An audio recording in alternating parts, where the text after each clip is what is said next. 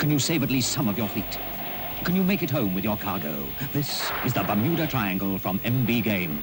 What does your family game night look like these days? Is it some epic strategy game that takes an hour just to set up? Or maybe one of those party games you play on your phone?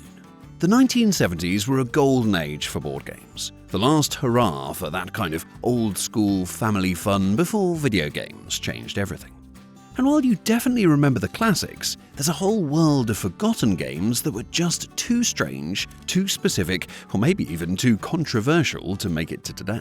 So, today we're unboxing 7 of the weirdest and most inventive board games from the 1970s that you totally forgot existed. Number 7. Meely. Now, kicking things off at number 7 is Meely. Released by Milton Bradley in 1967, but hugely popular throughout the 70s, this game had a premise both simple and bizarre. Stick your hand into a dark box and identify mystery objects by touch alone. Now, the game came with 24 plastic objects, little forks, toy animals, wooden shapes. You'd draw a card showing an object, then everyone would simultaneously reach into the mystery box, frantically feeling around to be the first to pull out the right item. It was chaos, pure tactile chaos. The game encouraged you to add your own objects, and for households with cruel siblings, you can imagine what sometimes ended up in that box. Despite its awkward name and disputes about who grabbed what first, Meely became a party game staple, before fading away like so many sensory gimmicks of the era. Number 6. Seance.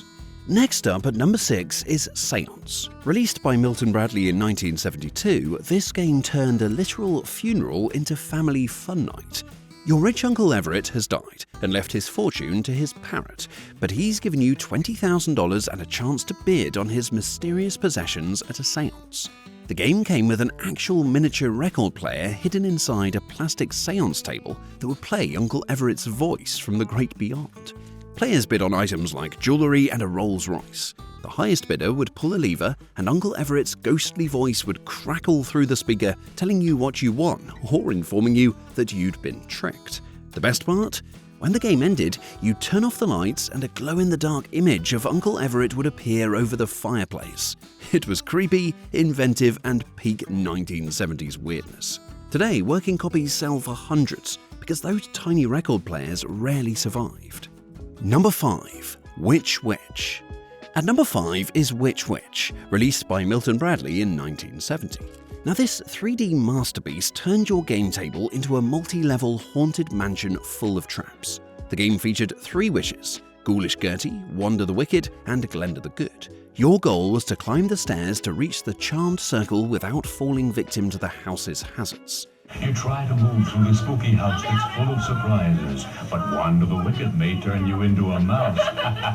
The kicker was a metal whammy ball that you dropped down the chimney. It would roll through the house, triggering traps that could send your game piece tumbling through holes. The 3D board was genuinely impressive. Secret doors opened, stairs shifted, and disaster could strike any time. The whimsical horror aesthetic and mechanical ingenuity made it a standout. But its complexity and fragile parts meant it often ended up broken in the back of closets. Number 4. King Oil. At number 4 is King Oil, released by Milton Bradley in 1974 during the oil crisis. This game lets you live out your tycoon fantasies by drilling for black gold and bankrupting your opponents. The game featured a molded plastic board with 18 plots of farmland. Underneath were 3 rotating black discs, punched with holes of varying sizes, randomized at the start. When you drilled using the game's rig, the depth of the well would be revealed by how far the drill descended into the holes. You'd buy land, drill for oil, build derricks, collect royalties, and strategically expand. Wildcat cards controlled each turn, sometimes giving bonuses, sometimes forcing you to close wells due to fires. The goal was to drive everyone else into bankruptcy and become King Oil. It was basically a more tactile, petroleum-themed monopoly that captured the era's energy obsession. Once the crisis faded, so did the game's relevance. Number 3. Bermuda Triangle. Our number 3 spot goes to Bermuda Triangle, released in the mid-70s.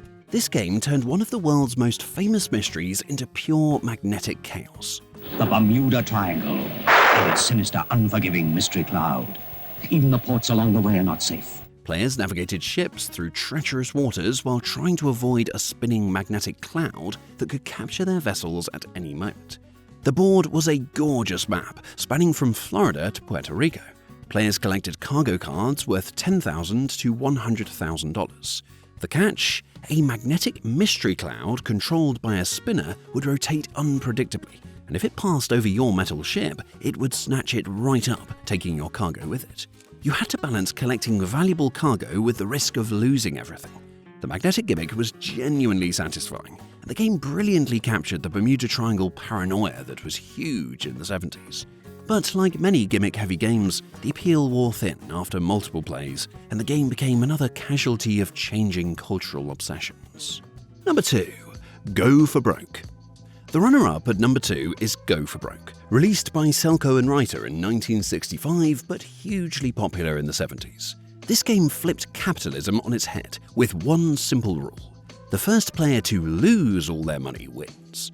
Each player started with $100,000, and your goal was to blow through it as fast as possible. Go for Broke is a big money game with a difference. Instead of trying to make $1 million, you try to lose one. It's not as easy as you think. You'd land on spaces forcing you to make terrible financial decisions. Buy a yacht, invest in a failing business. Every space drained your bank account, and you'd celebrate every loss. It was the anti-monopoly, rewarding recklessness and treating financial responsibility as the enemy.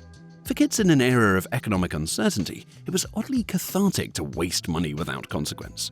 The game's absurd premise gave it novelty, but once you'd played it a few times, the joke wore thin.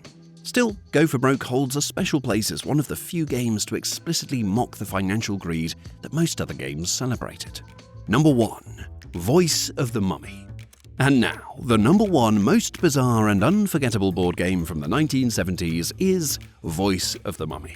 Released by Milton Bradley in 1971, this game was the predecessor to Seance and took talking board games to Egyptian levels of awesome.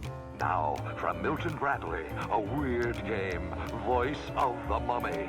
Press the button. From within the tomb, the mummy speaks. The centerpiece was a massive 3D plastic sarcophagus with 3 levels. Hidden inside was a battery-operated record player, and when activated, the mummy's voice would boom out instructions. The board was tiered like a pyramid, and players raced around collecting jewels while the mummy barked commands from beyond the tomb. The voice was suitably creepy, deep, echoing, and totally committed to the bit. The mummy would tell you to take jewels, move to certain spaces, or skip turns, all with maximum dramatic flair. It felt like actual magic in a box. The mechanical innovation here was groundbreaking. This wasn't just a board game, it was an experience. The 3D playing field, automated voice instructions, and Egyptian tomb aesthetic created something genuinely immersive. But as with Seance, the fragility of the record player meant many copies stopped working.